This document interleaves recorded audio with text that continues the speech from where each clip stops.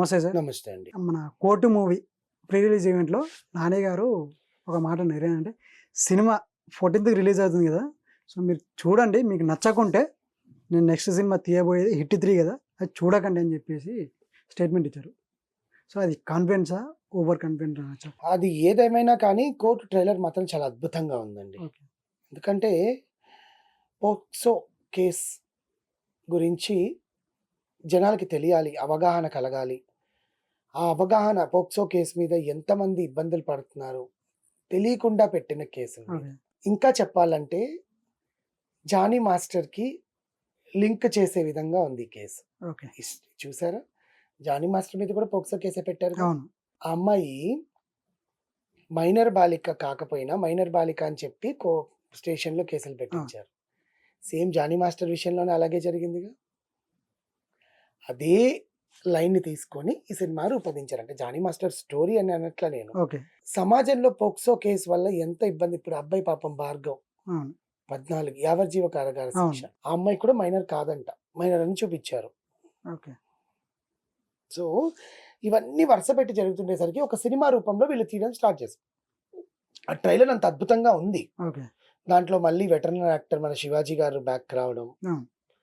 ఆయన స్పీచ్ ఇవ్వడంలో కూడా నేనేం తప్పు చేశానో నాకు సినిమాలు ఇవ్వలేదో నాకు తెలియలేదు.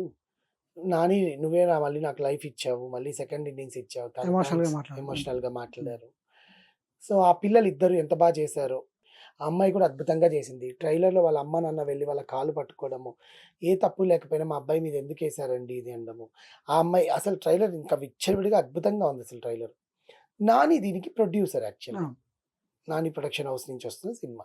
ఆయన ఈ సంవత్సరం 2 సినిమాలకి ప్రొడక్షన్ చేస్తున్నాడు. ఒకటి హిట్ 3, ఒకటి ఇది. అవును. ఈ 16 ఏళ్ల చరిత్రలో నేను ఎప్పుడు నా సినిమా చూడాలి అని అడగలేదు. ఓకే. ఓకే. నా సినిమా ఎంత బాగున్నా బాలేకపోయినా మీ ఆదరాభిమానాలు నా మీద ఎప్పుడూ ఉంటాయి. కానీ ఈ సినిమా ఖచ్చితంగా థియేటర్‌కెళ్ళి చూడండి. తెలుగు ప్రేక్షకుల మనసుని ప్రతి ఒక్కరికి అత్తుకుంటుంది. తెలియాలి. ఓకే. చట్టంలో వాల్యూస్ అసలు ఇట్లా కేసులేస్తున్నారని తెలియాలి. ఒకవేళ మీకు ఈ సినిమా నచ్చకపోయినా, మీ అంచనాలకి ఇది తక్కువగా అనిపించినా 2 నెలల్లో రిలీజ్ అవబోతున్న నా హిట్ 3 సినిమా చూడొద్దు అవును. అని బోల్డ్ స్టేట్మెంట్ ఇచ్చారు. అవును. ఒక ప్రొడ్యూసర్‌గా ఆయనకు తెలుసు ఆ సినిమా ఎంత వాల్యూ అనేది. అది ఓవర్ కాన్ఫిడెన్స్ కాదు.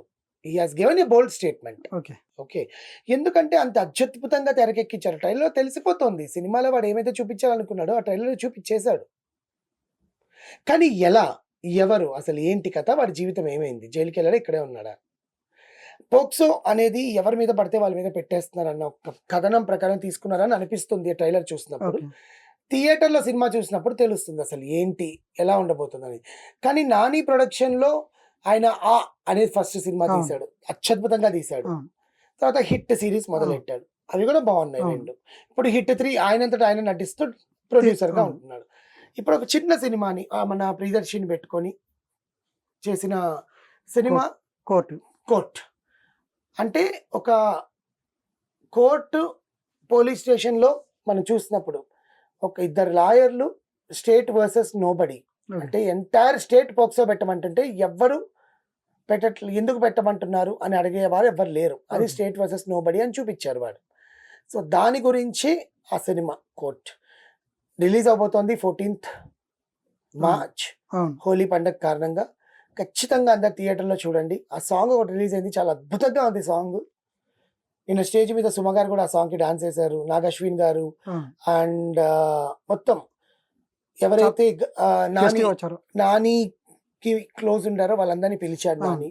సో, ఈ సినిమా నిజంగానే బాగుంటుందని ఎక్స్‌పెక్ట్ చేద్దాం. చూద్దాం.